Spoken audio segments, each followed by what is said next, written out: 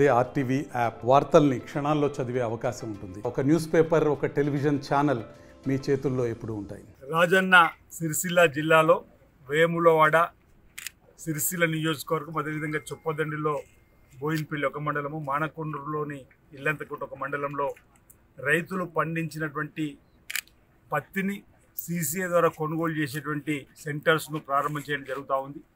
5 ప్రాంతాల్లో రైతులు పండించినటువంటి పత్తి పంటను క్వింటాల్కు 8,110 రూపాయలకు కొనుగోలు చేయడానికి కోసం ప్రభుత్వ పక్షాన ఏర్పాటు చేసి ఇక్కడ గౌరవ కలెక్టర్ గారు అదేవిధంగా అధికారుల సమక్షంలో, రైతుల సమక్షంలో ఇక్కడ సీసీఐ సెంటర్ ప్రారంభం చేయడం జరిగింది.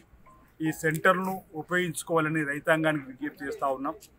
ధాన్యం కొనుగోలు కేంద్రాలు కూడా అంటే రైతు ప్రయోజనాలను మొదటి నుంచి కూడా పెద్దపీట వేసేటువంటి ఆనాడు వైఎస్ఆర్ గారు ముఖ్యమంత్రి ఉన్నప్పుడు ధాన్యం కొనుగోలు కేంద్రాలు ప్రారంభం చేయడంతో పాటు రైతులకు ఉచిత కరెంట్ ఇచ్చిన సందర్భం నుంచి మొదలుకుంటే ఈరోజు గౌరవ ముఖ్యమంత్రి రేవంత్ రెడ్డి గారు అధికారంలోకి వచ్చిన తర్వాత రైతులకు ఎలాంటి ఇబ్బందులు ఇక్కట్లు రాకుండా రైతులు నారాజుగా చేయాలని చెప్పిన ఒక సంకల్పంతో ఈ 20 మాసాలలో బడ్జెట్లో చూస్తే 1,02,000 కోట్లు రైతు రిలేటెడ్కు సంబంధించినటువంటి అంశంలో ఖర్చు పెట్టినటువంటి సందర్భాన్ని కూడా గుర్తు చేస్తుంది.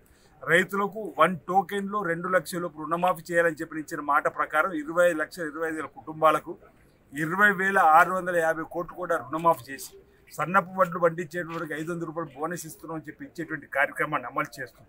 రైతులకు సంబంధించి తక్కువ డబ్బుతో ఎక్కువ ఆయకట్టుకు ప్రయోజనాలు చేకూర్చే ప్రాజెక్టులు కాలు ఉంటే వాటి కూడా మొదటి ప్రాధాన్యత ఇచ్చి 9 ప్రాజెక్టులు శరవేగంగా ముందుకు పోతున్న క్రమంలో ఆ 9 ప్రాజెక్టులలో మన వేములవాడ సిరిసిల్లకు సంబంధించి ఎల్లంపల్లి శ్రీపాద ప్రాజెక్టు కూడా సంబంధించిన కాలువలు ప్రాజెక్టులకు సంబంధించి పెట్టుకొని 2023-24 బడ్జెట్లో 300 పైచిలు కోట్లను కూడా ఏర్పాటు చేసుకున్నటువంటి సందర్భంలో అంటే రైతు ప్రయోజనాలకు పెద్దపీట వేస్తుంది సర్కార్. ఇందిరమ్మ రాజ్యం ప్రజాపాలన చెప్పే ప్రయత్నం చేస్తూ ఈరోజు మన ప్రాంతంలో నల్లరేగడి భూములలో రైతులు ఎక్కువగా గతంలో మిర్చి పండించే వాళ్ళు ప్రస్తుతం పత్తి పండిస్తున్న సందర్భంలో రాజన్న సిరిసిల్ల జిల్లాలో కాటన్ ప్రొక్యూర్మెంట్ 5 జిన్నింగ్ మిల్స్ ద్వారా సీసీఐతో చేస్తున్నాము.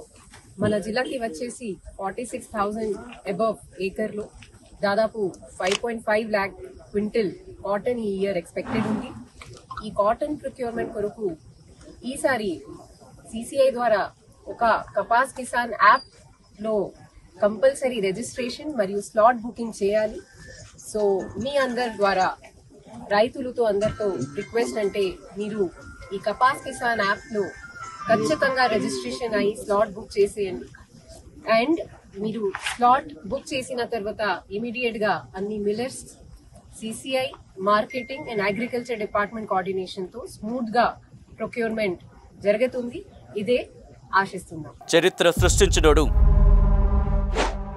ఇప్పుడు ఆ చరిత్రని తిరగరాయబోతున్నాడు. అబద్ధాల గోడల్ని బద్దలు కొట్టి నిజాలను రాగా మీ ముందుంచబోతున్నాడు. నిజమైన వార్తల కోసం వెంటనే డౌన్లోడ్ చేసుకోండి రా యాప్ని.